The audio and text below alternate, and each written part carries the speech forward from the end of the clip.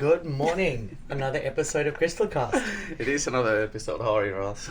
I'm good. How are you? Yeah, good. I'm excited because we're gonna be speaking about something pretty important, a bit controversial. I guess we don't speak much about this, but it's about futile immigration advice.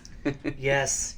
I've been meaning to cover this topic for quite some time, and I do mention that in my CPDs about futile immigration advice. I wanted to give you a bit of context where this episode sort of originated. One of our clients, so without obviously breaching any confidentiality clauses, emailed us recently and said they no longer want to pursue a particular migration pathway because they spoke with another practitioner.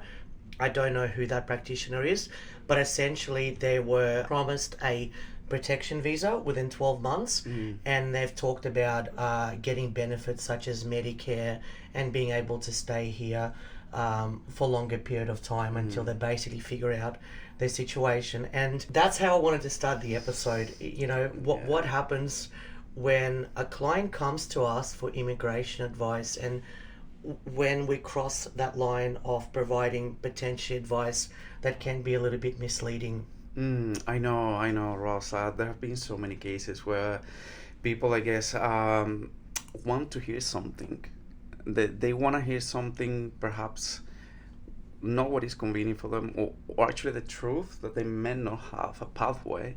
And when that line is being crossed, where you have to tell them, okay, look, things are not getting great. Perhaps there is no pathway right now. And when you are like, okay, no, let's thinking, oh no, maybe I'm gonna tell them something right now.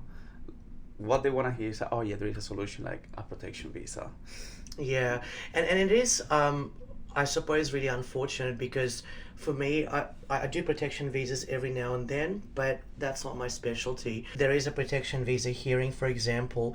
If you look at the numbers of protection visas that actually get granted versus how many are lodged, it's a very low number that gets granted. And the reason being is because there is that presumption amongst the Department of Home Affairs and also the refugee jurisdictional area at the ART that it's not going to be a genuine application. And I suppose when it comes to cases such as these, you know, people are using it to buy time. That's when it does cause an issue. So as a practitioner, let's say, what if a client is pushing you towards a particular migration advice? How would you handle that? I know. I just want to add to what you were saying there about some applicants wanting to buy time. Yeah. There have been so many cases. I have had people in the I practice hate that. I hate that phrase, they buying time. they just come and say, look, I just want to buy a little bit of time. I just want to apply for this visa to buy a little bit of time. And like you said, it's so frustrating, I guess, to hear that phrase, because you know what can happen. You know all the We've been through the cycle. yeah, through the cycle, and I think I can even say consequences of doing those futile applications, especially when it comes to a protection visa, because like we said before, it's something that's gonna stay with the person forever. It's a record that is gonna stay with the person forever, and it's not just that like just pressing a button and like yeah, buying the time, because what's gonna happen afterwards? Well, that's the thing. It does buy time, so we can agree on that. I'm not going to deny and say lodging a protection visa won't buy you time. What I'm getting at is the consequences of what happens when you buy that time. So say, you know, going back to that email, 12 months or 24 months or however many months passes by, and that visa application gets refused. What happens then? What are your responsibilities? And I suppose when you look at the code of conduct, it does state that you can get a client to sign a waiver to essentially get them to confirm that they understand that the application is futile. Lawyers have a slightly different obligation. It depends on what state you operate in, but essentially you have to do due diligence and confirm there are merits to a case. But again, you sort of need to exercise reasonable care. But what doesn't get talked about is that a client can still sue you. So for example, doesn't matter whether you're a migration agent or a lawyer, if you provide futile immigration advice, which is essentially defective service, you still have a claim. You can go to the Consumer Tenancy Tribunal. I've represented practitioners there. You can go to the local court. It's a bit like, let's say, if I sold you a defective car and got you to sign a waiver and say, well, you know that this car is not roadworthy, you still technically can take me to court if you wanted to. And and so many problems can stem from that, because also like a lot of the time the clients come, they put up protection claims, and in the application they just submit the passport. Yeah. Like just a passport, and that's all they have on file for 1 or 2 years. And when they come back, or like the department, request more documents or more information, if they haven't denied the visa, There's nothing there is to absolutely provide. nothing. Yeah. And then they come back to the practitioner, and they don't know what to do. Yeah. Because there is actually nothing, no And- protections claims to And make. look, I'm going to be honest and upfront. I've been contacted by many practitioners saying, "Can you help me with this ART case? Can you help me with a submission?" I can help, but if you've lodged something that has no grounds for success, there's very little that I can do. I can't make up claims for you. We recently had a case where someone contacted me and said, "Can you assist me?" I've looked at it, and I spoke with this person and said, look, the chances of us getting this through the line is next to impossible. So I suppose that's where those consequences arise. And I know that you do quite a few Section 308s Exactly. and 309s. What are the consequences from there? So let's say I lodge a futile application. What can happen with me? Yeah, look, we have seen cases where people have where practitioners have received 308 notices from Umara, because they have not only lodged 1 or 2 futile protection visa applications, but many, like a number of those applications where they're leading to nowhere. It is being so clear that they just literally buying time under the advice of these practitioners, and then Omara obviously is going to come to investigate what's happening here, because obviously the consequences not only to the applicant and to the practitioner, but it's also for the whole system. Yeah, exactly. And that's the first question, that's a whole other subject, how the system unfortunately get abused, and it becomes it doesn't work properly. Like what this is created for, it just get clogged, and nobody gets the help.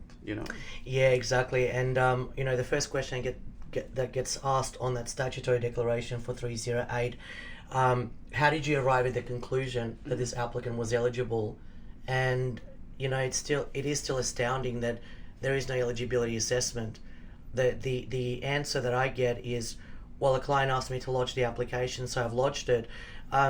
Which is, look, it's a fair statement on face value, because you're acting on your client's instructions. But in having said that, you also have a duty, and this is where I think maybe we do forget, we do have a duty to the Department of Home Affairs and also the ART to ensure that the applications that we lodge have some merits. Absolutely. I recently was speaking with a practitioner, and they actually received a direction from the ART saying, can you lodge a statement as to why this application was lodged?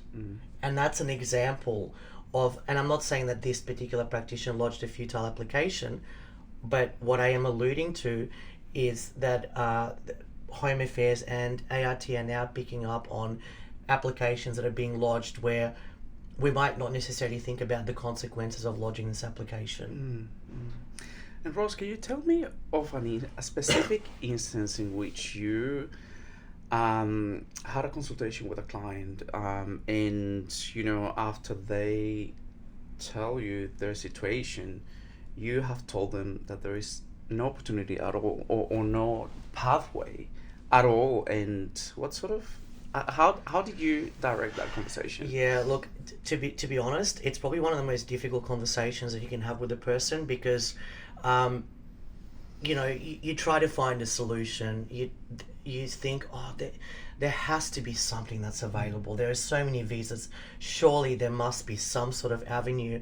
But when I arrive at that conclusion, look, honesty is the best policy, and it is difficult. I have to say, it's difficult to sit there and say, unfortunately, there's no options. Um, I've got a number of federal circuit court matters that I had to terminate recently because they've been sort of swimming in that pool of cases for the last 5 years, and these applicants have finished their courses, and we say to them, well, either you withdraw the case or we withdraw the representation because there are no prospects of success. So I normally spend time explaining how I arrive at my conclusion because, look, the bottom line is there's probably more investment on the client's side than my side.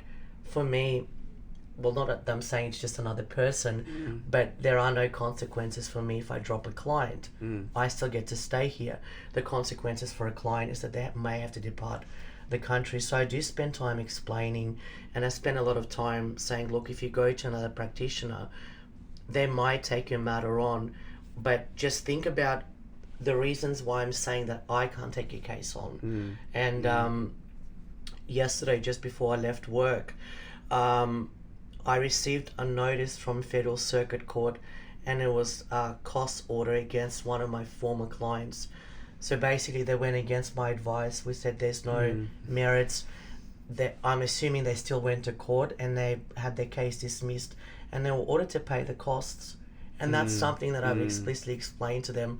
But maybe the file wasn't updated. But it's just a shame. I know that's what the consequences was. Look, I think the bottom line is, Juan, you can't really force someone to listen to your advice. And I actually say that to clients. I do say, look, if you want to seek a second opinion, you can, but just please have a read through my reasons as to why I can't take this case on, and have a think about whether you want to spend that money, because the bottom line is someone will take that case on and they'll get you to sign a waiver.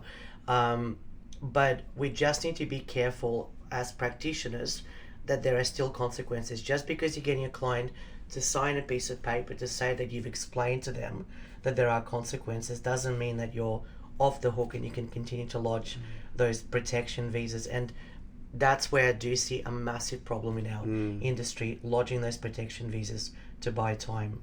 Yeah, so it is a huge responsibility that it is in our hands to do a proper research and create a proper advice to the client. And when it's time to tell them, there is no chances here, and explain the why, then in that case we're being responsible. Yeah. And we're preventing these futile applications. And I can't see myself just telling a person, let's do this just for the sake of buying time. I just can't. Yeah, exactly. Well, I think also because you've seen the full circle of an application where it goes from Department of Home Affairs to the tribunal, and then it just ends up nowhere. That's where it ends up. It ends up nowhere. So it's not really buying time, it is borrowed time. And look, I think it's also important to note that the tribunal can actually report your conduct to OMARA or the Law Society.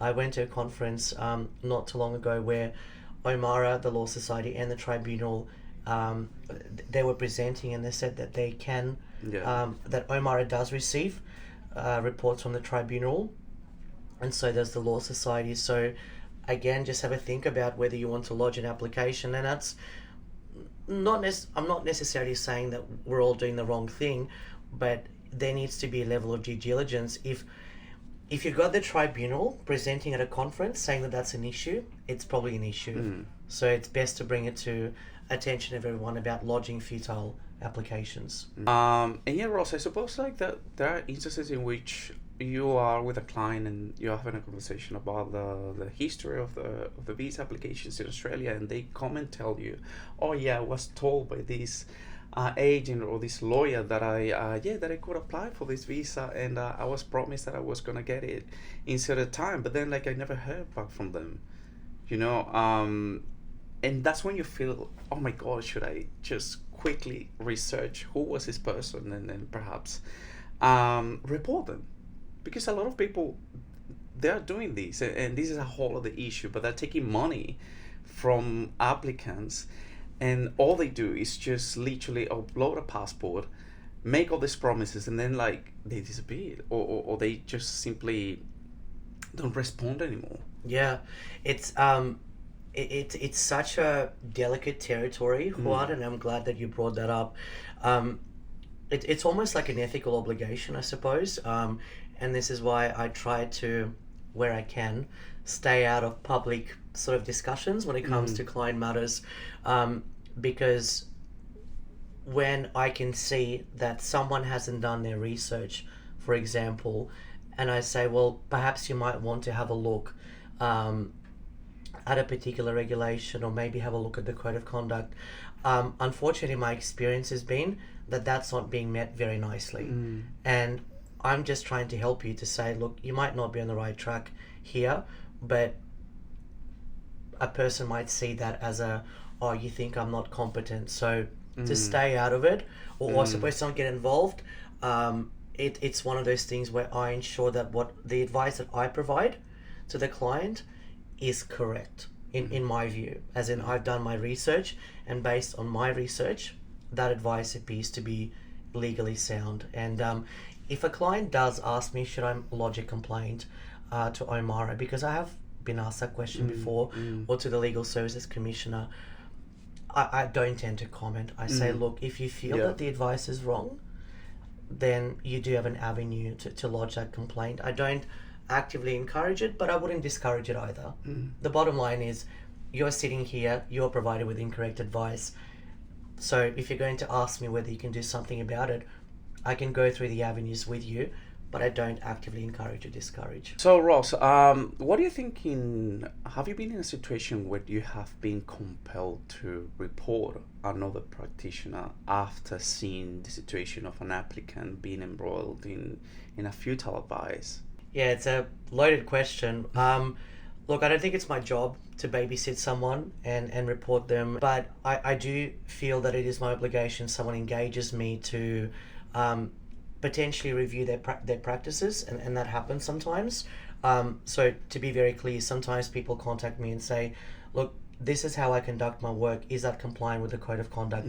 And most of the time it is. We might just have to adjust a few policies, but I don't see it as my job, but I do want to issue a bit of a warning, I suppose, that it does come back and bite you in the behind. Because what normally happens with these complaints is, let's say a client complains about, I don't know, a level of service they receive, and then Omara goes and investigates, and they pull up 4 files or 5 files, and then they find that there's no advice, something might not be saved, and then a bigger issue gets uncovered.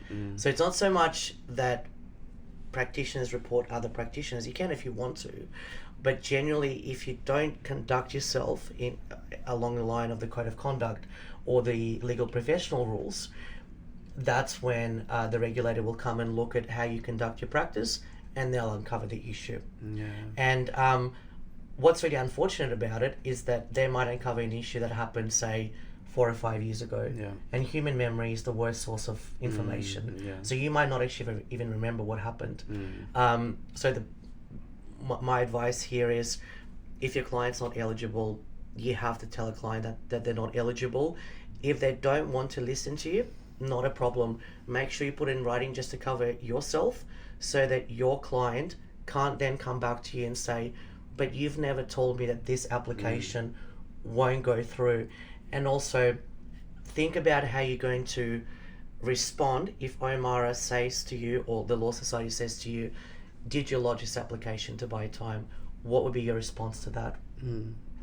I think that's a good way to leave this conversation, and let practitioners sort of think about how we conduct ourselves, especially in an environment that's really volatile. It's already hard enough to get the applications through, and I think we're adding unnecessary stress to our lives by lodging applications that we know that are futile. And if you don't know the answer, reach out for help and speak with another practitioner. Is this the right conduct? Am I in the right pathway? And there are people that can help you.